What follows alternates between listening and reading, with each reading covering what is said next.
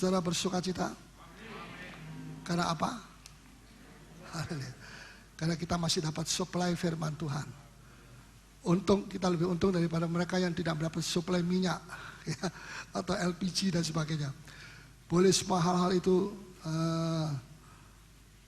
tidak tersalur, tetapi firman Tuhan tetap disalurkan pada waktunya.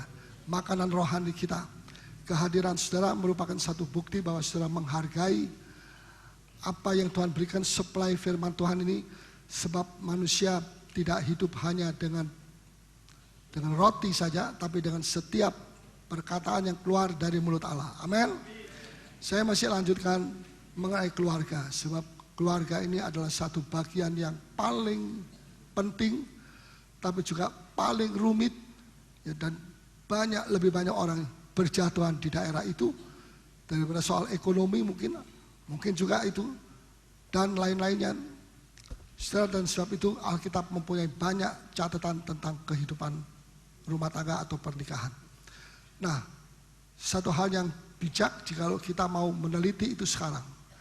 Jangan tunggu nanti pada masa yang akan datang, rumah tangga sudah lebih kacau, baru kita mulai meneliti firman Tuhan.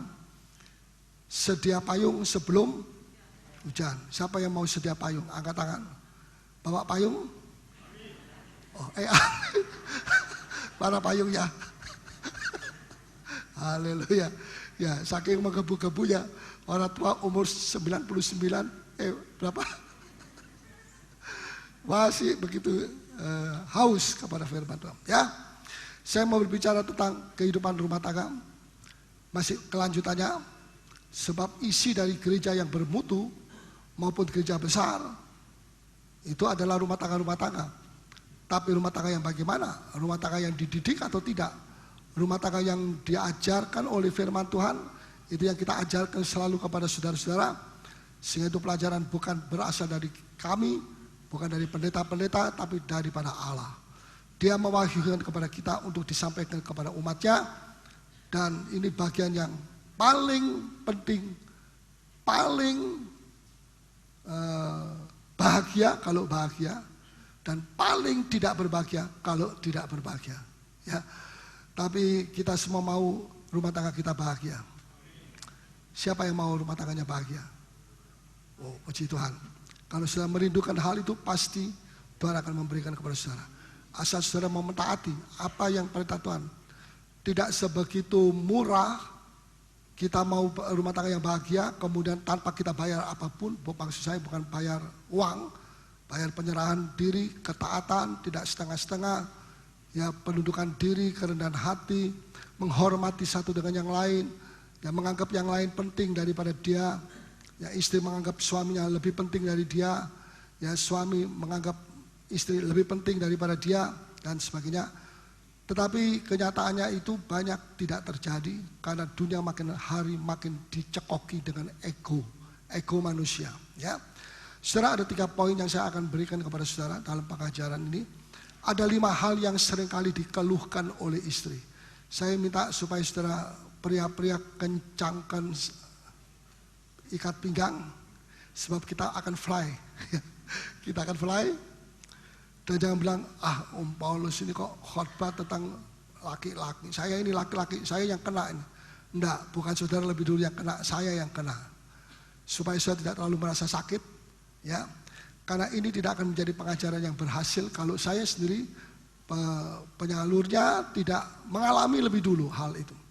Ya, jadi saya mengalami rumah tangga saya sama seperti orang lain. Ya, hanya kelebihannya ada kasih karunia Tuhan di dalam rumah tangga saya, dan itu yang membuat rumah tangga kita makin terus disempurnakan dari hari ke hari. Nah, ada banyak keluhan istri, tetapi tentang suaminya, tetapi saya ambil 5 hal saja. Yaitu suami saya itu terlalu dominan. Apa itu dominan? Terlalu menonjol. Apa yang menonjol? Menguasai. Dominan, ya, otoriter. Dominan itu juga bisa dari kata domine. Dan domine itu sama dengan pendeta. Ya, saudara, dominan, menguasai, apa tadi? Otoriter. Ada banyak suami-suami yang tahu bahwa hidupnya sifatnya dia adalah sangat otoriter.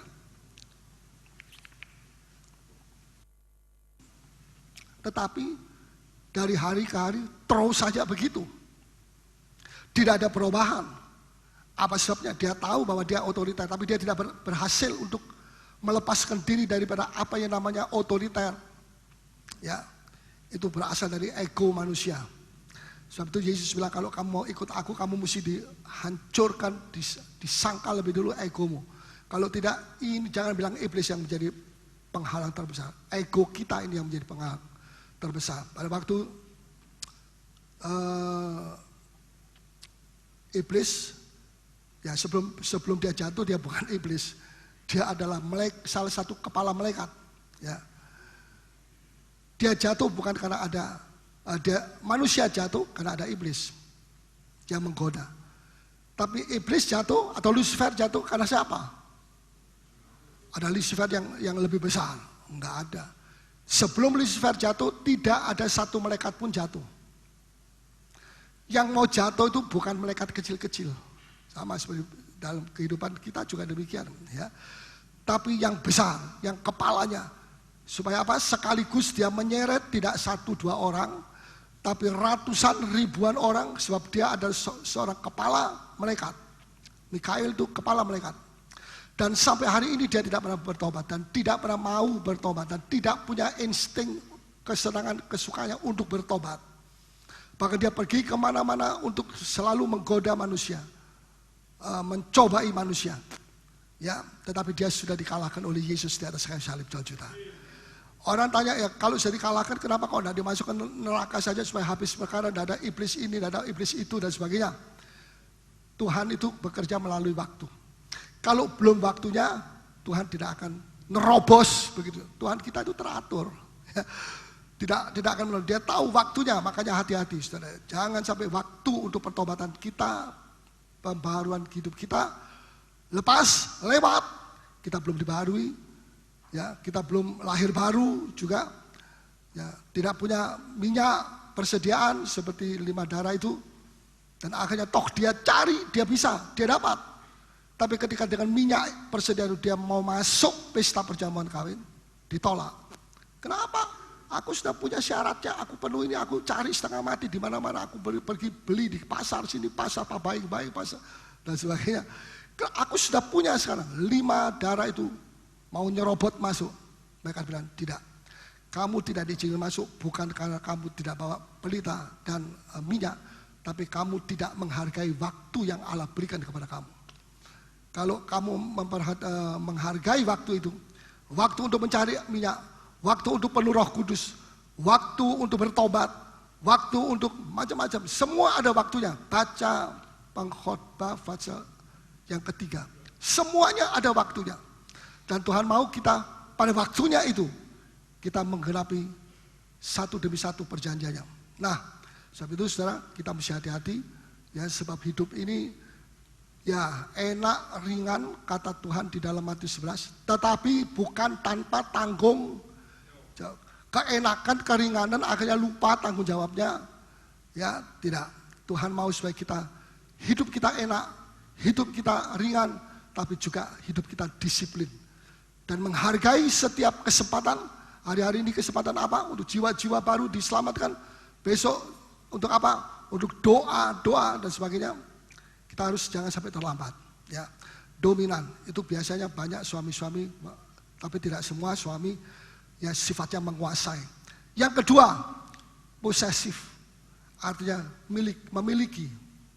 Ya, dia anggap ya, sehingga istri itu merasa dia bukan seperti manusia, dia adalah barang ya, yang diposes, dimiliki oleh suaminya begitu ketat sekali. Ya, dan yang ketiga dikontrol. Setiap gerakan istri itu kemana saja dikontrol.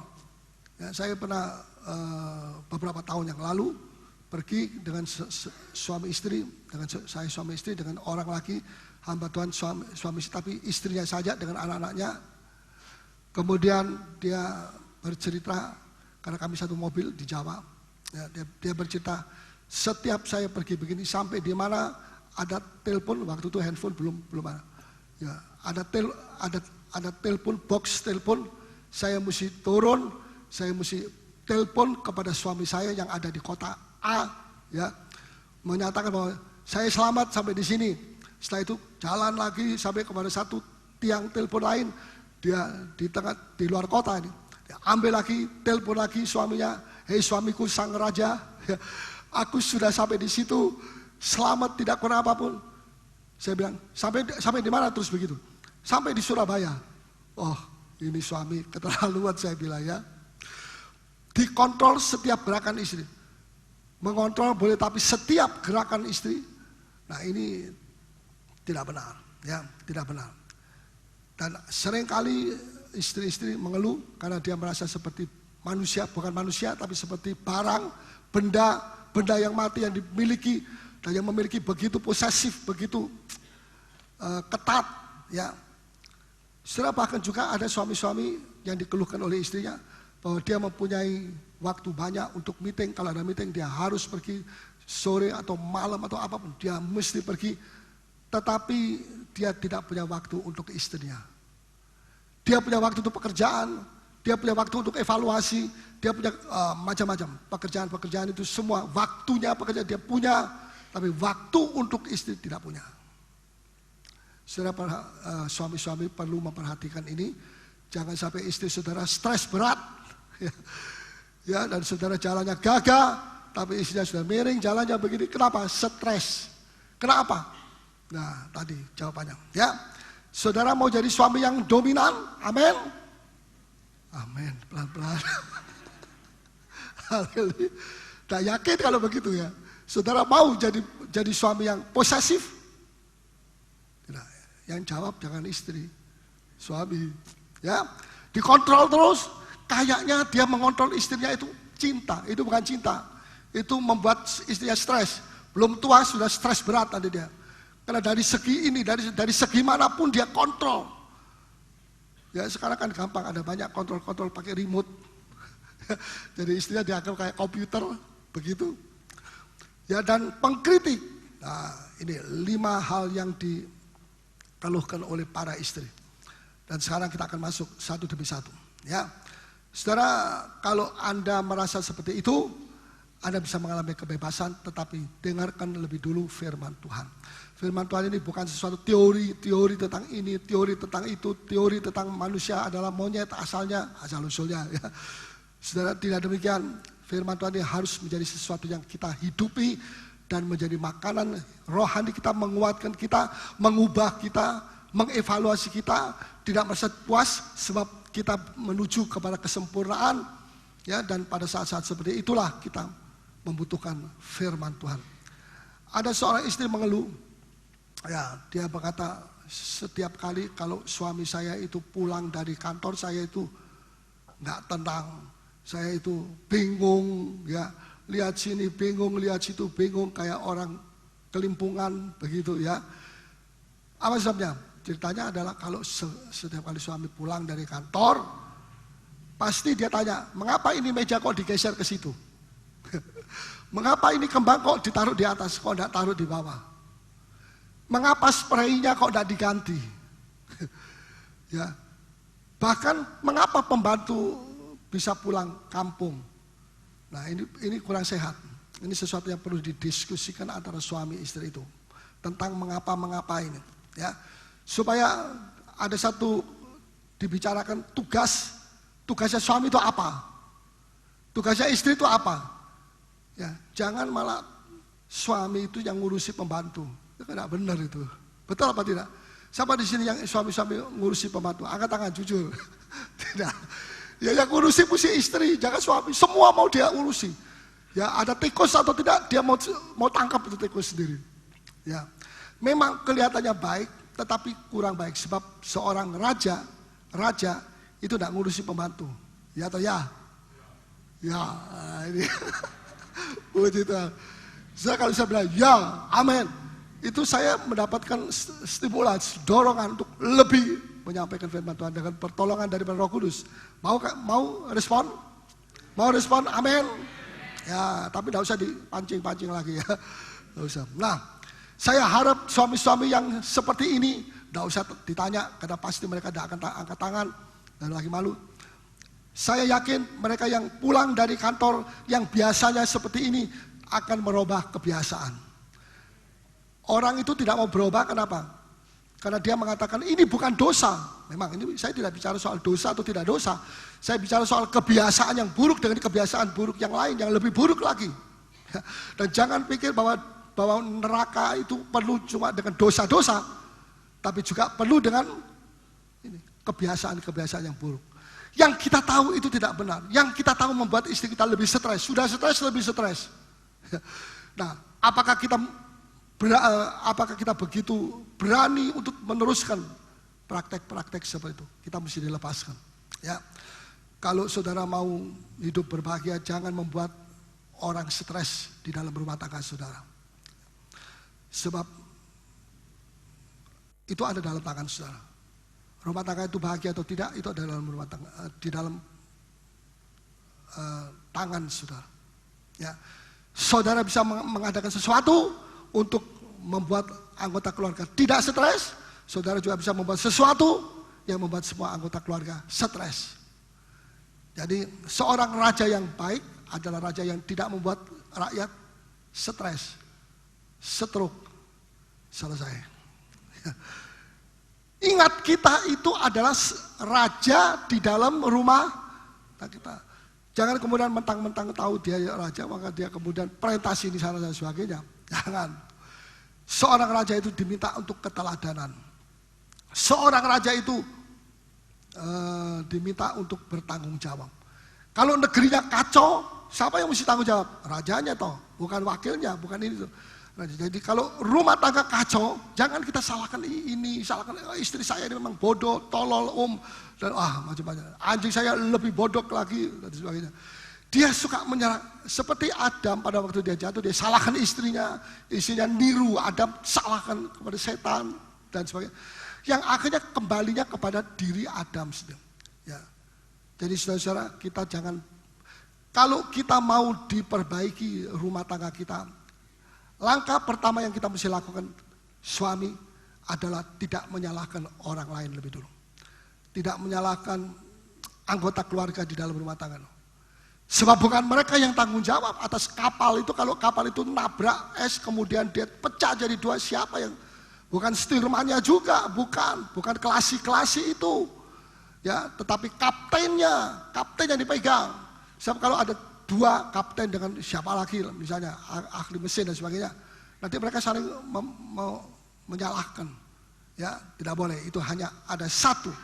Dalam rumah tangga saudara ada satu saja yang mempertanggungjawabkan kebaikan, keberhasilan dan kebahagiaan rumah tangga saudara, atau tidak berbahagia. Nah, saya tadi yang lalu saya sudah katakan bahwa raja itu selalu didampingi oleh nabi-nabi. Jadi bukan karena dia raja kemudian dia menampik, ya, gak mau dengar lagi nasihat. Saya ini kan raja, misalnya Salomo, ya. Waktu saya kecil saya dinasihati, oke, tapi sekarang saya raja, saya tidak mau dinasihati. Nanti harga diri saya merosot, segala sesuatu yang kehormatan saya merosot. Tapi yang saya lihat justru ada ayat mengatakan, makin dia mendengar nasihat firman Tuhan, makin kerajaannya diteguhkan oleh Tuhan. Dia sendiri tidak bisa meneguhkan, saudara sendiri tidak bisa meneguhkan supaya jangan goncang-gancing rumah tangga saudara. Yang bisa adalah Tuhan Yesus. Tapi kepada saudara dan saya cuma diminta satu, taat kepada firman-Nya dan lakukan itu firman Allah. Maka bagiannya Tuhan meneguhkan, itu bagiannya Tuhan. Mengapa bagiannya Tuhan kok tidak dipenuhi sama Tuhan? Karena dia menunggu kita, bagian kita tidak mau penuhi. Kita tidak mau taat, kita mau taat separuh-separuh. Kita menggerutu walaupun suami atau istri tidak dengar. Kita menggerutu, kita merasa seperti terpaksa untuk melakukan firman Allah. Maka bagiannya Tuhan yang meneguhkan kerajaan itu masih bolong. Jadi saudara, Tuhan mau kita kerjasama. Apa sebabnya? Mungkin kita punya pikiran begini. Kalau Tuhan Yesus misalnya, dia mengasihi kita, sudahlah, tidak usah lihat dulu di situ sudah terisi atau belum. Tuhan teguhkan lebih dulu rumah tangganya. Baru kemudian kita lihat, kita mau ya, kalau Tuhan Yesus sudah meneguhkan, kita juga bisa memenuhi syarat-syarat kita. Tidak benar. Ya, apa sebabnya? Sebab kalau Tuhan meneguhkan kerajaannya tanpa rajanya bertobat sungguh-sungguh, maka ketidakpertobatannya yang sungguh itu akan menyusul berupa sesuatu malapetaka yang jatuh atas kerajaannya. Bisa mengerti? Ada ayat dalam Imamat, ada satu pasal tentang yang taat firman, yang tidak. Yang taat firman, rumah tangganya diberkati, ulangan berapa itu saya. Ya, pekerjaannya, ekonominya, keuangannya, relasinya, pelayanannya, komselnya, semua diberkati jasmani rohani. Tapi ada setelah itu kutuk. Barang siapa yang tidak mau bertobat dengan sungguh-sungguh, kesimpulannya beda, maka aku akan datangkan malapetaka, aku akan datangkan ini, itu dan sebagainya, kecelakaan dan sebagainya dan sebagainya. Nah, sekarang kita disuruh pilih. Kalau kita, Tuhan teguhkan rumah tangga kita, berkati, tapi suaminya belum bertobat, belum sungguh-sungguh, ini akan jadi mengundang sesuatu yang menyakitkan pada hari yang akan datang. Sebab di mana ada dosa dan tidak pernah diselesaikan, itu akan mendatangkan kutuk daripada Allah. Kecuali kita percaya dan kita bertobat. Bertobat tidak mengatakan saya mau bertobat, itu baru mau, belum. Ya, saya akan bertobat, itu baru akan bertobat, belum bertobat. Saya pikir-pikir saya akan, itu bukan bertobat, itu pikir-pikir itu. Kalau begitu ya, saudara, bertobat taatnya, ya sekarang pun, detik ini saya tahu ini Tuhan tidak berkenan. Saya ada saudara yang terikat dengan magasin, apa itu magasin? Majalah, ya, majalah. Terikat dengan majalah porno, Playboy dan so forth and so on. Ya. Itu dosa atau tidak? Dosa. Ya. Siapa yang bilang tidak dosa? Coba katakan. Ya. Ada kebiasaan-kebiasaan manusia yang itu tidak merupakan, tidak disebut dosa, tapi disebut kebiasaan. Ya. Lebih baik saya melihat-lihat daripada saya berzina, pergi ke pelacur dan sebagainya. Jadi selalu orang itu kalau mau berbuat dosa, cari alternatif, cari ayat firman yang mendukung dia supaya dia bisa bebas berselingkuh dengan siapa saja. Itulah namanya menipu diri sendiri. Yang dosa diturunkan merosot harganya, tidak dosa, cuma kebiasaan, dan ini baik karena lebih baik daripada berzina secara tubuh. Nah, benar. Saudara,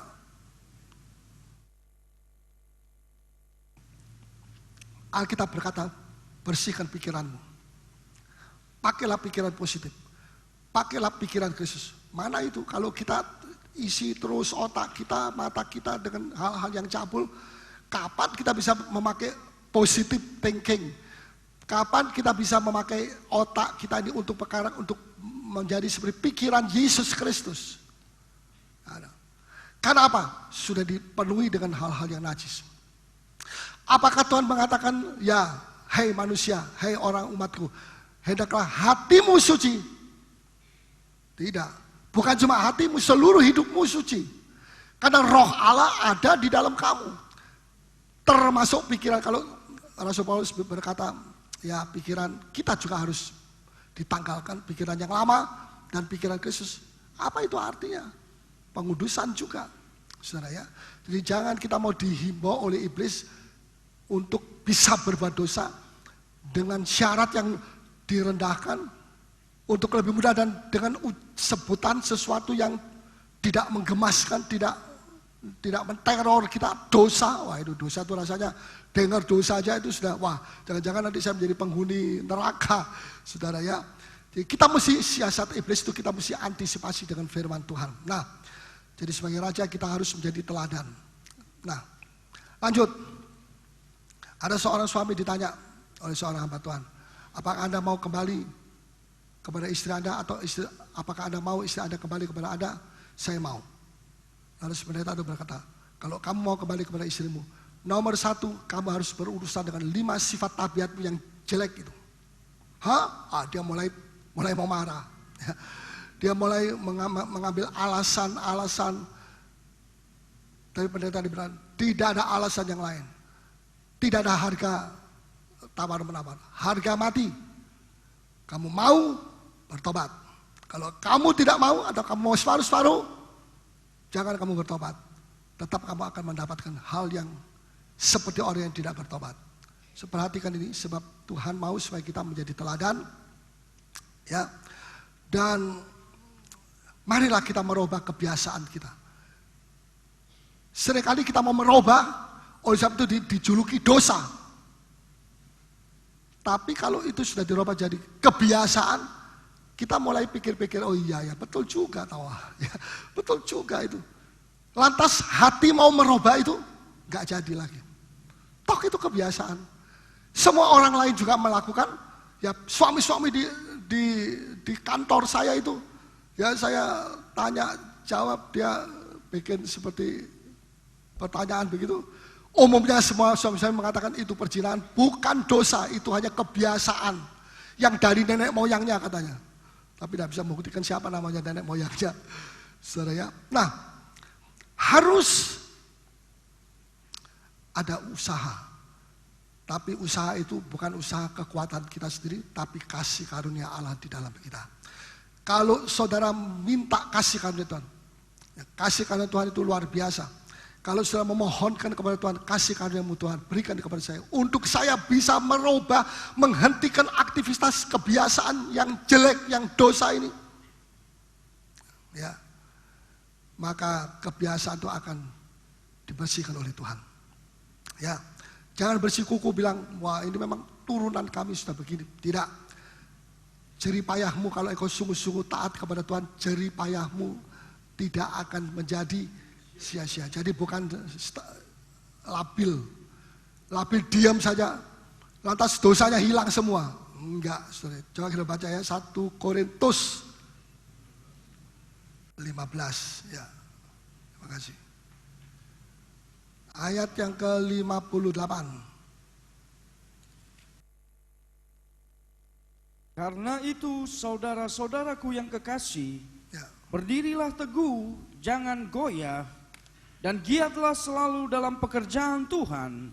Sebab kamu tahu bahwa dalam persekutuan dengan Tuhan, jerih payahmu tidak sia-sia. Ya. Jerih payahmu tidak sia. Jadi ada jerih payah atau tidak? Ada. Kita masuk surga memang karena kita percaya kepada Yesus. Tapi setelah percaya itu di dalam hati kita, percaya itu harus diisi dengan perbuatan supaya tidak dikatakan itu percayanya sudah mati itu. Kenapa? Dia cuma percaya tapi dia tidak mau berubah, dia tidak mau bertobat, dia tidak mau sungguh-sungguh, tidak ada usaha ya untuk melakukan sesuatu yang berkenan kepada Tuhan. Jadi hati-hati saudara, jangan sampai kita merasa kita ditipu dengan perasaan kita sendiri, pikiran kita bahwa saya sudah punya iman, saya percaya Yesus, saya sudah 30 tahun yang lalu percaya Yesus, Yesus ada dalam hati saya dan saya ada dalam hati Yesus, tapi tidak ada perbuatan. Bisa mengerti? Tidak ada perbuatan. Perbuatan apa? Perbuatan iman kita itu masih mati, tapi kalau mau hidup ada perbuatan iman yang dimasukkan di dalam hidup kita dan kita laksanakan itu. Sehingga kita ini menjadi teman akrab dengan Tuhan. Henoh berjalan sama dengan Tuhan. Betul? Musa berjalan sama dengan Tuhan. Elia berjalan sama dengan Tuhan. Tuhan ingin berjalan sama dengan saudara dan saya. Amin. Jangan kita ditipu dengan keadaan lahiriah, tapi kita mesti melihat intinya ibadah kita itu adalah kuasa daripada Allah. Ya.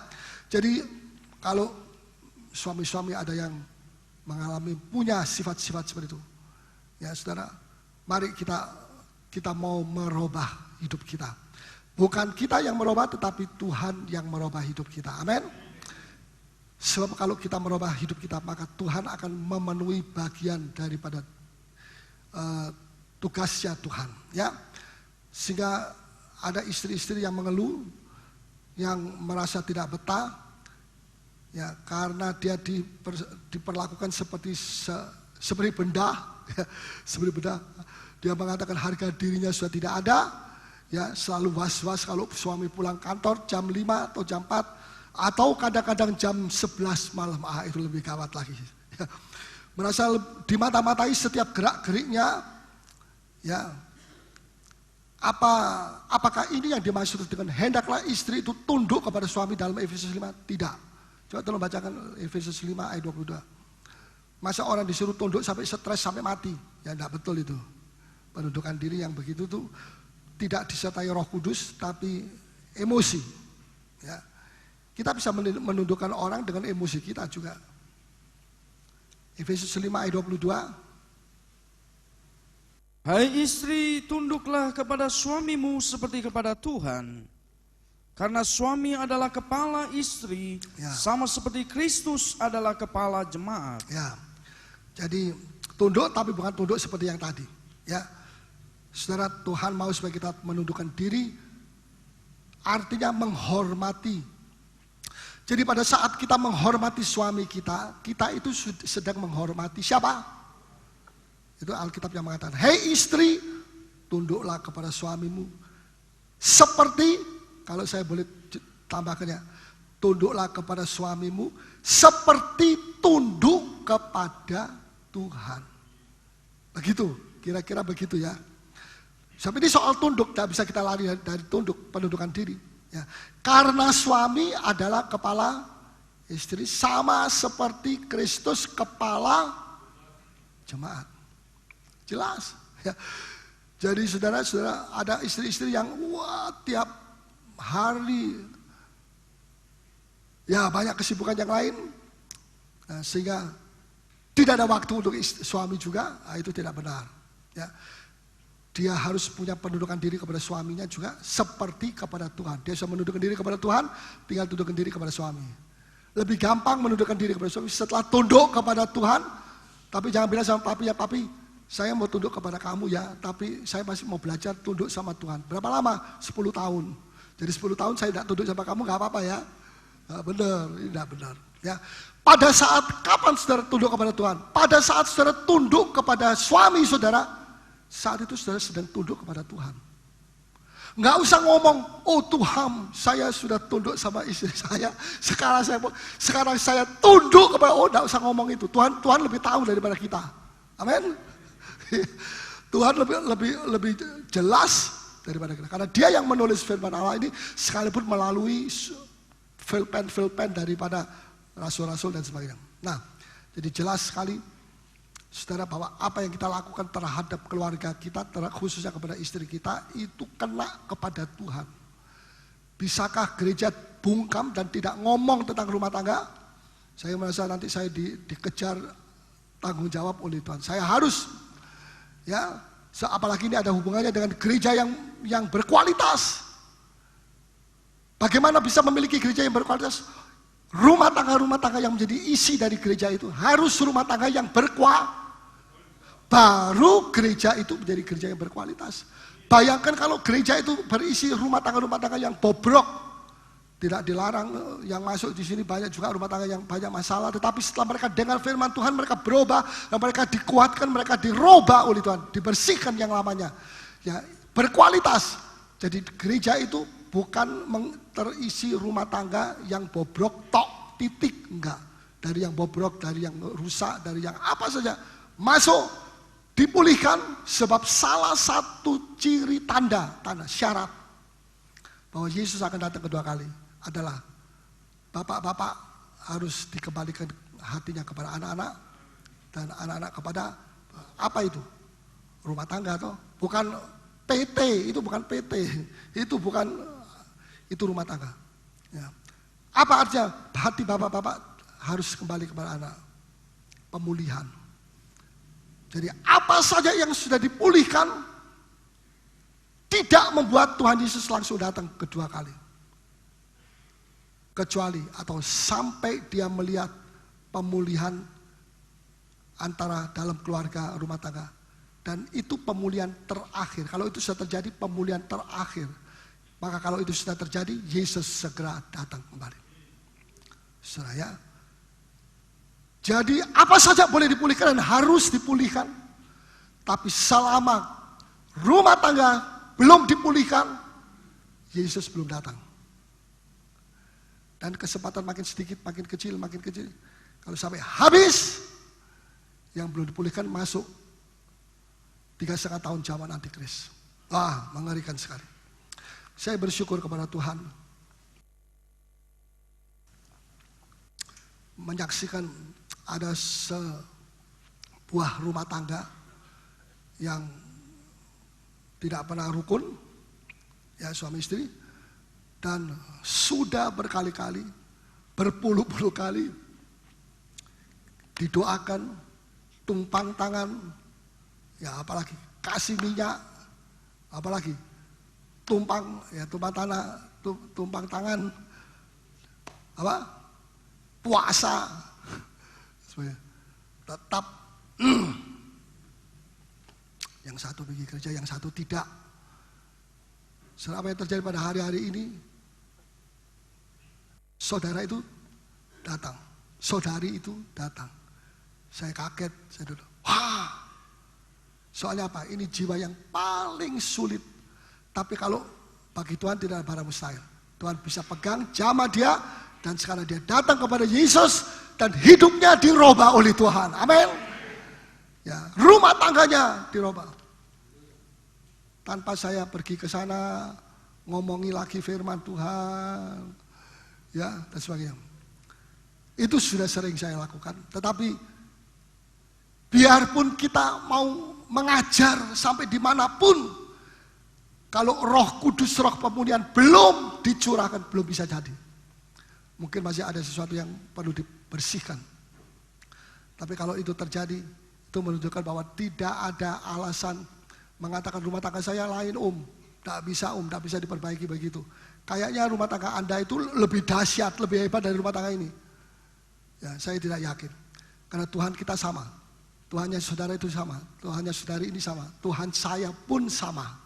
Kalau rumah tangga itu yang kayaknya sudah hopeless, bisa dijamah Tuhan, tanpa saya datang membesuk, tapi saya doakan, saya ingat, doakan. Ya, itu pekerjaan gembala itu begitu saja. Nah, kemudian dia datang. Kalau itu bisa terjadi dengan rumah tangga saudara, itu juga bisa terjadi dengan rumah tangga anak Tuhan ini. Amin. Dan juga ada beberapa suami-suami yang tadinya memang tidak mau datang, biar istri saya yang pergi kerja. Setelah saya melihat mereka istri tidak sendiri, tapi bersama dengan suaminya.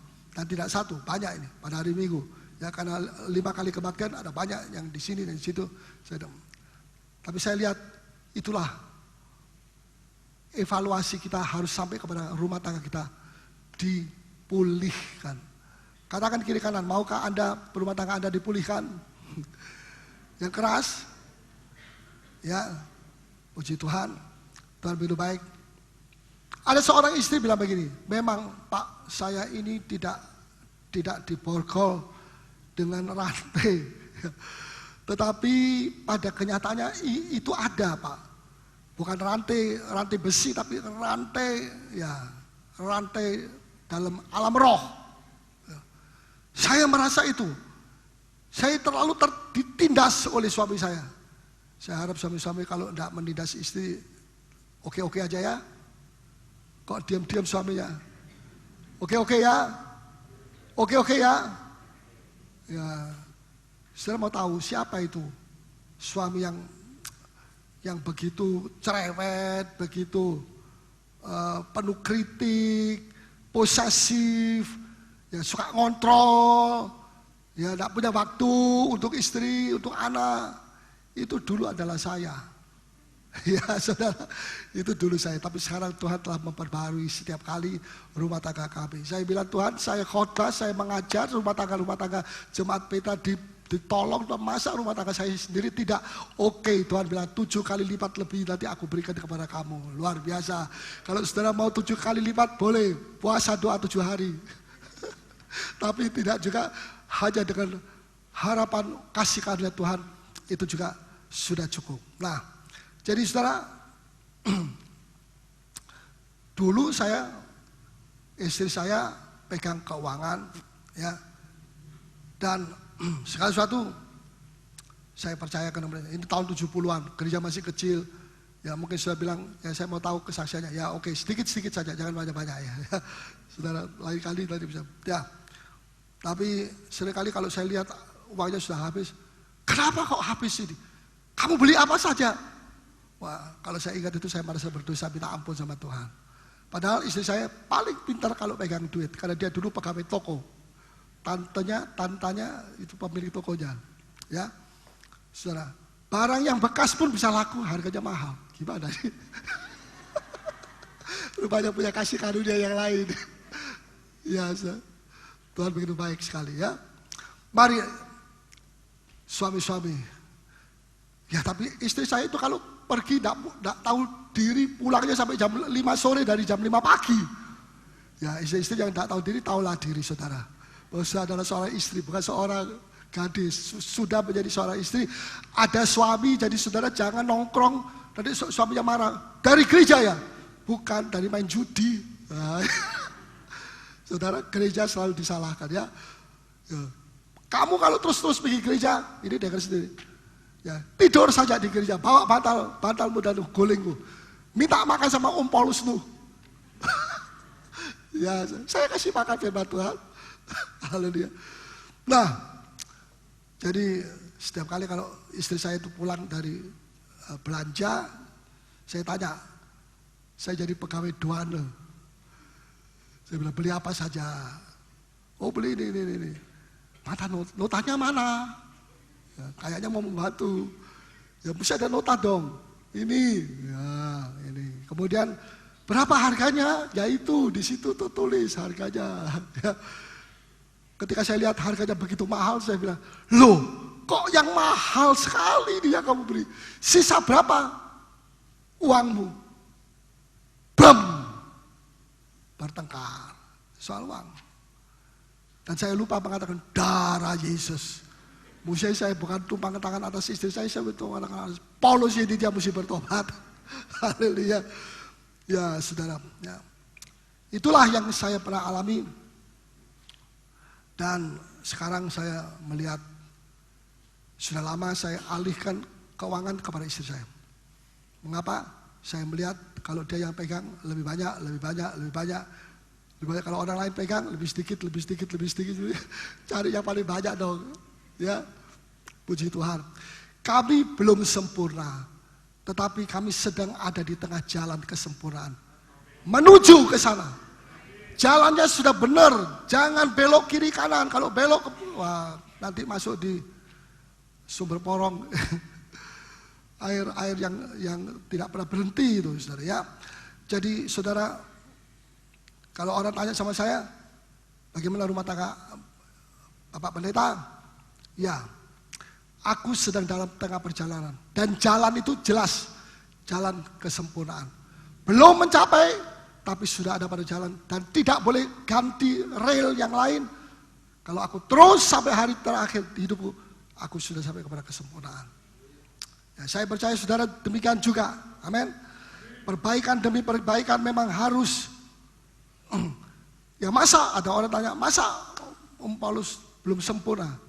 Saya bilang begini aja, permainan belum selesai. Artinya permainan itu masih di tengah jalan. Ya masih baru separuh. Mesti giat terus, tekun, sabar, ya dan sebagainya.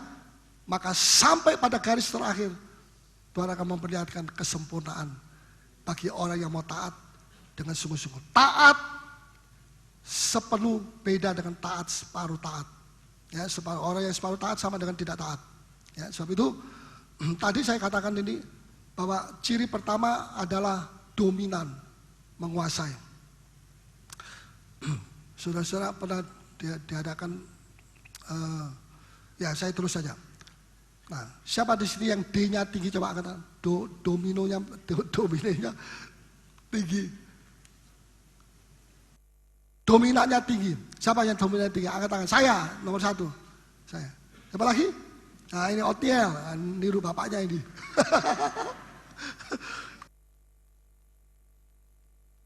Tapi niru bapaknya yang dulu, sudah dihapus, sekarang niru bapaknya yang baru.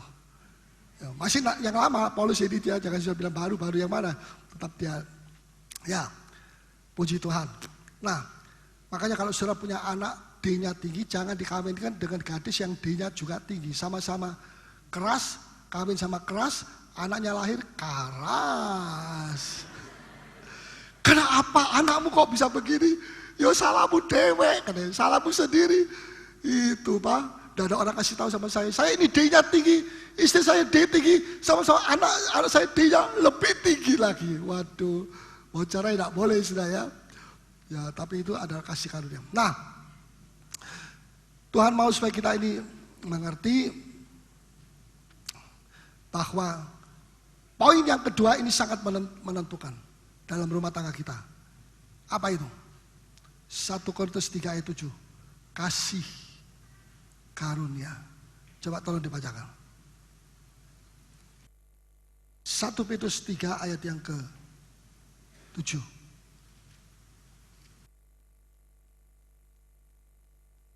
Ya. Demikian juga kamu, hai suami-suami, Ya. hiduplah bijaksana dengan istrimu. Ya, hiduplah bijaksana dengan istrimu Sebagai kaum yang lebih lemah. sebagai kaum yang lebih kuat, enggak lemah. Saudara kaum wanita di sini rela menerima kenyataan ini bahwa saudara lebih lemah, tubuh saudara lebih lemah daripada suami saudara, ya. Dan lebih lemahnya ini bukan kemudian suami bisa main kasar, justru harus lebih hati-hati. Kalau ada vas terbuat dari ini terbuat dari apa? Plastik. Yang tanah liat? Tidak ada. Ada. Coba tolong cari ke sana. Bisa membedakan? Kamu tanah liat? Ya memang manusia juga diciptakan tanah liat. Nah, yang itu plastik. Yang besi mana? Di dalam. Sudah nanti carinya tidak pulang-pulang. Nah, mana lebih kuat? Dari besi atau dari tanah liat? Dari besi. Besi dibuang, bang, paling-paling penyok sedikit. Tapi kalau ini dibuang, bang, hancur. Hancur. Karena apa? Bahannya bahan lemah. Apa itu? Tanah liat yang dicampur dengan air. Jadilah seperti ini. Makanya dengan adanya ini lemah, sekarang perlakukan kasar aja, banting saja. Enggak. Bible bilang karena ini wadah yang lemah harus berhati bijak sana supaya tidak pecah dan jatuh. Bisa mengerti? Jadi adanya firman Tuhan berkata bahwa istri kita, suami-suami, istri kita itu adalah wadah yang lemah, bukan main tonjok saja. Oh, kamu kelemah, diinjak-injak. Ada banyak istri yang seperti begitu mengalami, tapi justru lebih berhati-hati. Karena apa? Karena tahu bahwa ini benda lemah. Bisa mengerti? Ya, jadi saudara, kalau besi, ya mau dibuang, ini bukan semaunya sendiri, ya pecah ya sudah, tidak apa-apa, beli lagi, tidak. Harus diperlakukan. Suami-suami harus memperlakukan istrinya dengan lemah lembut, ya. Amin. Amin. Istrinya dengan lemah lembut. Jangan pikir rumah tangga itu adalah seperti suatu istana yang besar. Bukan.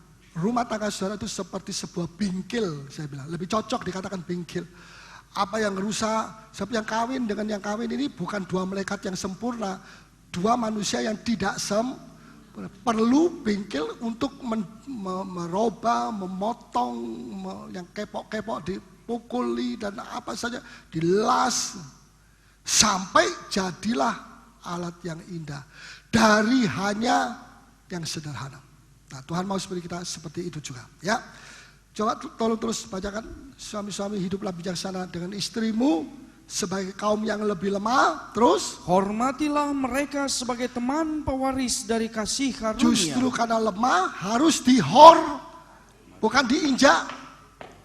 Injak. Ya. Hormatilah mereka. Coba lagi sekali, hormatilah mereka sebagai teman pewaris dari kasih karunia. Saya mau berhenti di sini. Sebagai teman, jadi istri itu adalah teman dari suaminya sendiri, betul? Dan juga pewaris. Jadi istri pewaris, suami juga pewaris. Suami pewaris, istri saya juga pewaris. Ya, bukan saya mewarisi sendiri, lantas istri saya tidak mewarisi. Itu tidak benar, itu tidak menurut firman Tuhan. Ya, tetapi sama-sama teman pewaris. Ada teman main badminton, teman berenang, teman judi, teman apalagi. Tapi kita di suami istri itu bukan teman seperti itu, teman pewaris. Warisan apa? Kasih karunia. Apa itu? Yaitu kehidupan supaya doamu jangan terhalang. Saudara, warisan itu terdiri dari dua, harta kekayaan, yang kedua kasih karunia. Harta kekayaan ini bisa habis. Kasih karunia ini tidak bisa habis-habis. Siapa yang memberikan? Tuhan. Tuhan memberikan harta dalam kurung kepada kita, dalam kurung yang bisa habis. Makanya jangan hati kita melekat kepada harta, melekat kepada yang memberi. Yang diberikan ini bisa habis, harta bisa habis. Yesus Tuhan yang memberikan tidak bisa habis-habis sampai selama-lamanya. Jadi kalau kita berharap kepada harta itu bodoh sekali. Orang Kristen itu tidak sungguh-sungguh. Dia tidak mengerti bahwa ini benda-benda ini, harta ini bisa habis. Rupiah bisa habis. Tapi Tuhan, kasih Tuhan tidak pernah habis sampai selama-lamanya. Nah, Allah atau Tuhan memberikan, dengan lain perkataan, Allah memberikan harta yang bisa habis. Tapi Allah juga memberikan kasih karunia yang tidak bisa habis. Apa bedanya orang duniawi dengan kita anak Tuhan yang sudah menerima Yesus, sudah selamat? Bedanya adalah mereka diberikan harta yang bisa habis, tapi kita diberi double harta selain harta yang bisa habis, tapi juga apa? Ya, kasih karunia yang tidak bisa habis. Untung besar, untung. Mengapa kita bilang, aduh itu orang dunia lebih jahat, lebih kaya. Kenapa kita mesti ngomong begitu? Karena kita tidak mengerti, kita buta mata rohani kita. Kita melihat orang kaya yang tidak kenal Tuhan itu lebih kaya, lebih dahsyat. Itu berarti mata jasmani kita masih terikat dengan harta dunia. Kita boleh diberkati dengan harta seberapapun banyaknya, tapi kita tetap tidak berharap kepada Dia. Kita berharap kepada Tuhan yang memberikan segala sesuatu. Amin. Ya. Nah, kasih karunia ini, minta perhatian, diberikan untuk apa? Singkat, untuk pernikahan saudara dan saya. Sesuai dengan 1 Petrus 3 ayat 7. Ya. Dia bicara soal apa? Rumah tangga. Ayat 7, coba lagi sekali. Demikian juga kamu, hei suami-suami. Nah, ini lingkup rumah tangga. Ya. Hiduplah, ya terus coba baca. Hiduplah bijaksana dengan istri. Nah, ada istri. Berarti dalam lingkup rumah tangga. Kasih karunia ini diberikan dalam lingkup rumah tangga kita. Tapi seringkali kita pakai kekuatan kita sendiri dan kita abaikan kasih karunia sehingga rumah tangga kita gagal dan kita juga gagal dan kita menyelesaikan seperti orang duniawi. Ya, terus sebagai kaum yang lebih lemah, ya, hormatilah mereka sebagai teman pewaris dari kasih karunia, yaitu kehidupan. Ya, supaya doamu jangan terhalang. Supaya doamu kuat.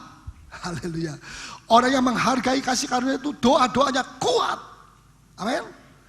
Ya, saudara ya. Puji nama Tuhan. Kalau kita baca dalam Alkitab, kasih karunia itu diberikan dalam segala perkara, dalam segala situasi, dalam segala kebenaran yang kita diberikan, ya, segala hal kasih karunia Allah diberikan kepada kita. Dalam segala hal kasih karunia, kita perlu kasih karunia dalam segala hal, maksudnya begitu. Ya. Kita tahu kasih karunia itu begitu banyak sekali. Ya, kasih karunia pada waktu kita dalam percobaan. Ya. Yang kedua, pada waktu kita dalam ujian, pada waktu kita dalam melayani Tuhan, kita perlu kasih karunia. Ya atau ya? Ya, pada waktu kita memberi, investasi, itu kita perlu kasih karunia. Kasih karunia Tuhan membuat mata rohani dan mata jasmani kita terbuka. Ya, membuat kita percaya, membuat iman kita bertumbuh oleh kasih karunia, membuat kita dirubah manusia baru. Oleh apa? Kita bisa berubah oleh apa? Oleh kasih. Jadi dalam segala aspek hidup kita ini perlu kasih karunia. Mau mengerti firman Tuhan, perlu kasih karunia. Mau bersaksi, perlu keberanian yang disebut kasih karunia. Mau memenangkan jiwa, perlu kasih karunia. Kalau saudara tidak bisa memenangkan kasih karunia yang ada dalam saudara, bisa memenangkan jiwa-jiwa itu. Amin. Ya. Mau mengampuni orang yang pernah melukai hati kita, perlu kasih karunia. Betul? Saudara, masakah begitu banyak aspek hidup kita, kita perlu kasih karunia, perlu kasih karunia, Dalam rumah tangga kita tidak perlu kasih karunia. Halo? Perlu sekali. Mana itu? Kok ada disebut? Ya. Sebab padahal rumah tangga ini adalah bagian paling penting. Ya. Dalam segala hal ini kita perlu kasih karunia. Terus? Ya. Pokoknya semua. Ya. Semua ini kita bisa memiliki kalau kita punya kasih karunia. Kalau begitu banyak hal itu kita perlu kasih karunia. Masa rumah tangga kita tidak perlu kasih karunia? Bisa nangkap? Bisa. Padahal rumah tangga ini, wah, ini tempat yang sangat penting, sangat sakral, sangat kudus, sangat suci.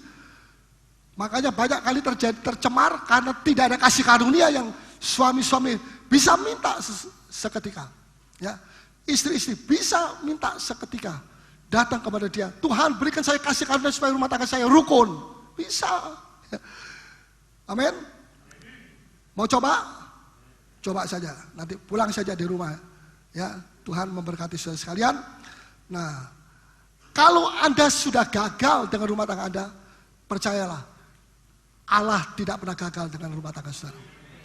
Ya, mengapa saudara bisa gagal rumah tangga saudara? Karena saudara tidak memanfaatkan kasih karunia itu. Dengan lain kata, saudara pakai kekuatan sendiri untuk anak kita supaya taat, nurut. Memang taatnya bagus, nurutnya bagus sesuai firman. Tetapi caranya tidak bisa pakai cara sendiri, pakai maunya sendiri, pakai pentung dan sebagainya. Caranya adalah minta kasih karu. Tuhan, saya tidak bisa lagi menghadapi anak saya misalnya, atau keluarga saya, atau ekonomi saya, rumah tangga saya tidak bisa lagi Tuhan. Saya tidak bisa berharap kepada hal-hal seperti itu. Sekarang saya perlu Tuhan, kasih karunia-Mu. Karena Engkau janji kami ini adalah pewaris, teman pewaris. Saya dan istri saya teman pewaris. Katakan, saya dan istri saya teman pewaris. Ya, saya dan suami saya teman pewaris. Maka apa gunanya Tuhan teman pewaris kalau saya tidak mengalami kasih karunia ini? Teman pewaris mewarisi apa? Kasih karunia. Sekarang inilah waktunya kalau saudara mengalami kesulitan atau tidak kesulitan, saudara perlu minta. Dan kalau saudara minta, saudara mungkin saudara pikir, kenapa kok Tuhan harga dirinya kok tinggi? Kalau tidak dimintai, kalau tidak dikasih.